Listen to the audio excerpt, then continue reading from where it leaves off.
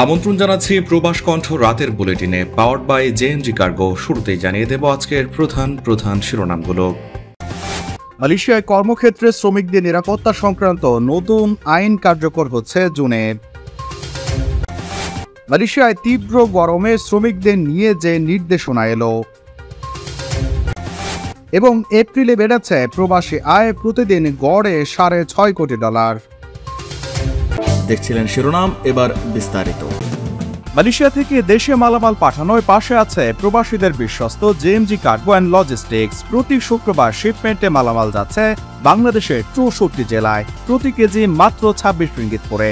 মালয়েশিয়ার যে কোনো প্রান্ত থেকে মালামাল পাঠাতে যোগাযোগ করুন 95 জালান তুন এইচএসলি সিটি সেন্টার, কোতারায়া ব্যাংকক ব্যাংকের পাশে, অথবা ফোন করুন স্ক্রিনে দেওয়া নম্বরে। মালয়েশিয়ায় পেশাগত নিরাপত্তা এবং স্বাস্থ্য সংশোধন আইন 2022 পয়লা জুন থেকে কার্যকর হচ্ছে।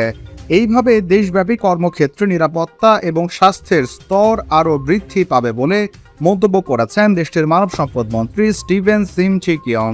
সিম বলেছেন, তিনি প্রায় 2 বছর ধরে বিলম্বিত আইনটির বাস্তবায়ন এবং প্রয়োগের গতি বাড়াতে গ্যাজেটে স্বাক্ষর করেছেন। তিনি বলেন, সুতরাং 100 দিনের মধ্যে মন্ত্রণালয়ের নেতৃত্বে আমি নতুন সংশোধনী কার্যকর করার জন্য গ্যাজেটে স্বাক্ষর করেছি। আজ বিশ্ব নিরাপত্তা ও স্বাস্থ্য দিবস উদযাপনের পর সাংবাদিকদের তিনি এসকল কথা জানান। পেশাগত নিরাপত্তা ও স্বাস্থ্য সংশোধনী আইন 2022 আরও 2 বছর আগে 16 মার্চ সংসদে পাশ হয়েছিল। সিম জানান, পেশাগত নিরাপত্তা ও স্বাস্থ্য আইন সংশোধনী 2022 প্রয়োগের জন্য নিয়োগকর্তাদের কর্মক্ষেত্রে ঝুঁকি বিশ্লেষণ করতে হবে এবং একজন স্বাস্থ্য সুরক্ষা সমন্বয়কারী নিয়োগ করতে হবে। 5 বা ততোধিক কর্মচারী সহ সংস্থাগুলোকে অবশ্যই একজন কোঅর্ডিনেটর নিয়োগ করতে হবে। এই আইনের প্রয়োগ পেশাগত স্বাস্থ্য এবং সুরক্ষা অনুশীলনকারী সেক্টর দ্বারা অত্যন্ত প্রত্যাশিত। সমন্বয়কারীরা একটি নতুন জিনিস এবং এই প্রশিক্ষিত লোকদের উপস্থিতিতে আমরা আশা করি কর্মক্ষেত্রের পরিবেশ নিরাপদ হবে।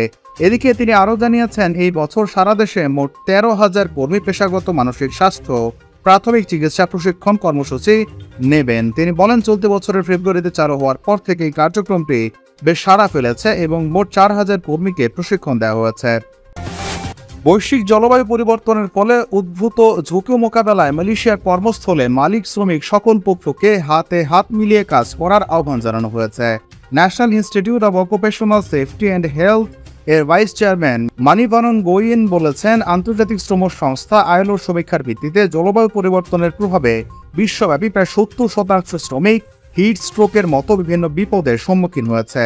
অত্যাধিক অতিবেগুনি বা ইউভি রশ্মি বিকিরণ, বায়ু দূষণের পাশাপাশি ভেক্টর এবং কৃষি রাসায়নিক বাহিত রোগ ছড়িয়ে পড়েছে। আইএলও অনুমান করে স্বাস্থ্য সমস্যার কারণে যারা প্রতি বছর বাইরে কাজ করে তাদের মধ্যে 8,60,000-এর বেশি কর্মসংক্রান্ত মৃত্যুর ঘটনা ঘটেছে এবং এটি ক্যান্সার এবং কার্ডিওভাস্কুলার রোগ, শ্বাসযন্ত্রের সমস্যা, কিডনি ব্যর্থতা এবং মানসিক সহ জলবায়ু পরিবর্তনের কারণে বৃদ্ধি পাবে বলে আশা করা হচ্ছে।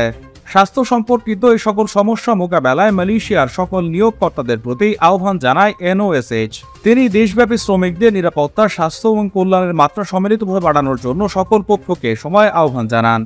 নিয়োগ সারা দেশে গঠিত ওএসএইচ প্রশিক্ষণ কর্মসূচিতে আপগ্রেড করার পাশাপাশি নিয়োগকর্তা এবং কর্মচারীদের পরামর্শ এবং পরিষেবা প্রদান করতে ইচ্ছুক। এ সময় তিনি তীব্র গরমে হিট স্ট্রোকের আশঙ্কা এড়াতে নিয়োগকর্তাদের আরও আন্তরিক হওয়ার আহ্বান জানান। তিনি বলেন, ইন্টারন্যাশনাল লেবার অর্গানাইজেশন বা আন্তর্জাতিক শ্রম সংস্থার দেয়া বিধি মেনে অবশ্যই জলবায়ু পরিবর্তনের বিভিন্ন প্রভাবকে মোকাবেলা করতে হবে। এক্ষেত্রে হিট স্ট্রোকের মতো মোটা দাগে যে সকল পরিস্থিতির সৃষ্টি হচ্ছে সেগুলো মোকাবেলায় মালিক এবং শ্রমিককে আন্তরিক হয়ে একে অপরের সঙ্গে বোঝাপড়া নিশ্চিত করতে হবে।